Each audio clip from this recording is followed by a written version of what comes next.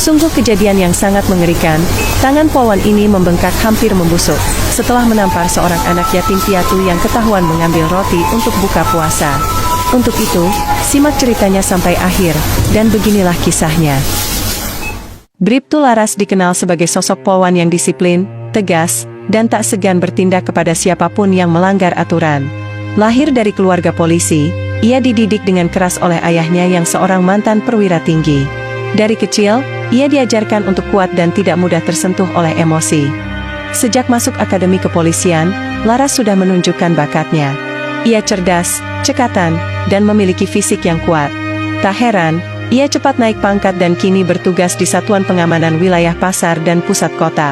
Namun, di balik ketegasannya, Laras juga memiliki sisi dingin dan kurang empati. Baginya, hukum adalah hukum, tak peduli siapa yang melanggar. Sebagai polwan yang cantik dengan rambut panjang selalu dikuncir rapi, tubuhnya tegap dalam seragam coklat dengan badge Polri di dadanya, ia menjadi sosok yang dihormati sekaligus ditakuti di daerah tempatnya bertugas. Suatu hari di bulan Ramadan, ia ditugaskan untuk mengamankan pasar menjelang waktu berbuka. Pasar itu selalu ramai di sore hari, dengan banyak orang yang berbelanja takjil dan makanan untuk berbuka puasa. Bagi Laras, ini adalah tugas rutin.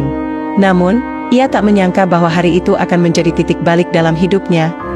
Hari itu, matahari mulai condong ke barat, pasar penuh sesak oleh orang-orang yang berbelanja untuk persiapan berbuka puasa. Aroma kolak pisang, gorengan, dan es buah bercampur di udara.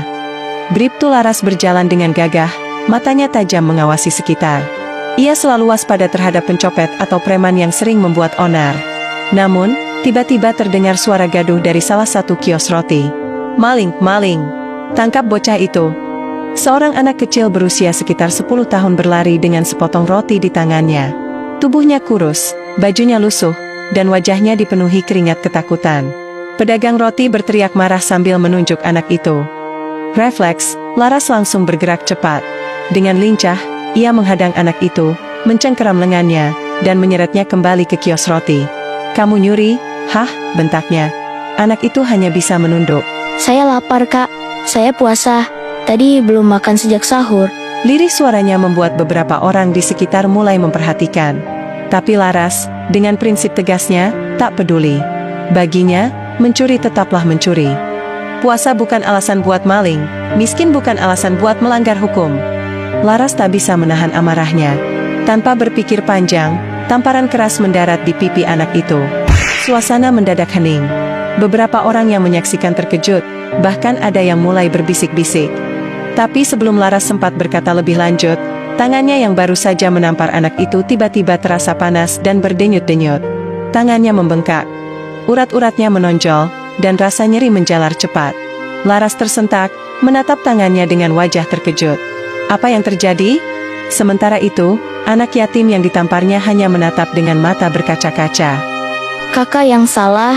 Saya tidak mencuri untuk kesenangan. Saya hanya ingin bertahan," ucapnya lirih sebelum berlari pergi, meninggalkan Laras dengan rasa sakit yang terus meningkat di tangannya. Bribtu Laras berdiri kaku di tengah pasar, matanya membelalak melihat tangannya yang semakin membengkak.